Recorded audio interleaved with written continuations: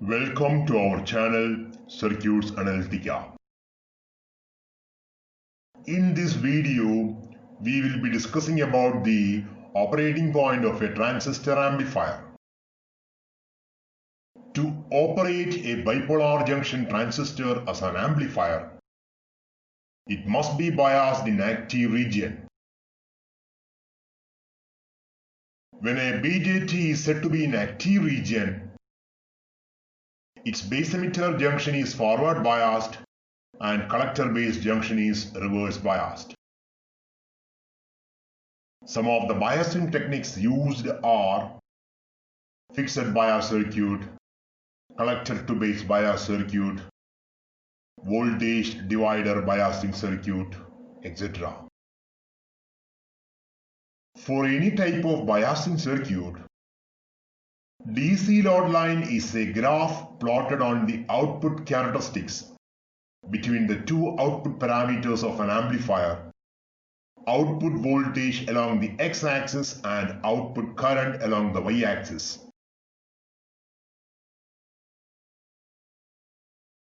As an example, for a transistor in common emitter configuration with fixed bias circuit, the DC load line of the amplifier is plotted as shown below. First step is to apply KVL and write the loop equation for the output loop. VCC is equal to ICRC plus VCE, where VCE and IC are the two output parameters. VCE is the output voltage parameter and IC is the output current parameter. Put IC is equal to 0 in the previous equation. We will get VCE is equal to VCC. Substitute VCE is equal to 0. We will get IC is equal to VCC divided by RC. So here resistance RC is called as the DC load of the amplifier. So this is the DC load line. Using the 2 points which we derived previously, the 2 points are plotted. One point is located on the x-axis or VCE axis, and the second one is located on the y-axis. Joining these 2 points, we will get the DC load line. Now let us discuss what is the operating point of an amplifier.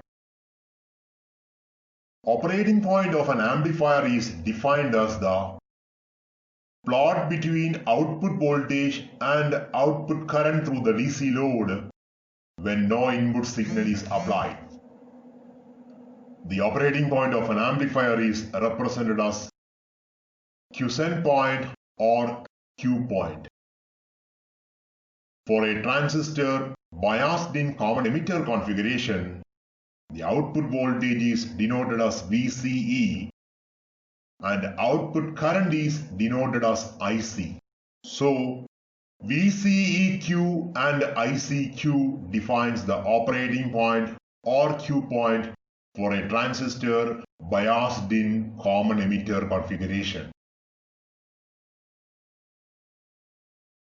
So this is the operating point. VCEQ is the voltage between transistor's collector and emitter when no input signal is applied, and ICQ is the current flow through DC load RC when no input signal is applied. Now let us discuss where the operating point should be fixed. If the operating point is fixed near to y-axis, then when a sinusoidal signal is applied, positive peak of the output signal will be clipped as transistor moves into saturation during positive peak of the input signal. If the operating point is fixed on the DC load line near to x-axis, then for a sine wave input, transistor moves into cutoff region during negative peak of the input signal. So negative peak of the output sine wave will be click. So if the operating point is fixed on the center of the DC dot line, if the operating point is fixed on the center of the DC dot line for a sine wave input with moderate peak-to-peak amplitude, transistor remains in the active region throughout the entire cycle of the sinusoidal signal, and an amplified replica of the input signal but inverted will be available at the amplifier output. So this is the diagram when operating point is fixed on the center of the DC dot line. So for a sine wave input with medium peak-to-peak value, the output voltage will be an amplified version of the input signal but inverted.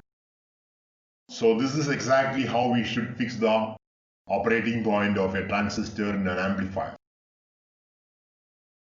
Thanks for watching Circuits Analytica. Enjoy learning.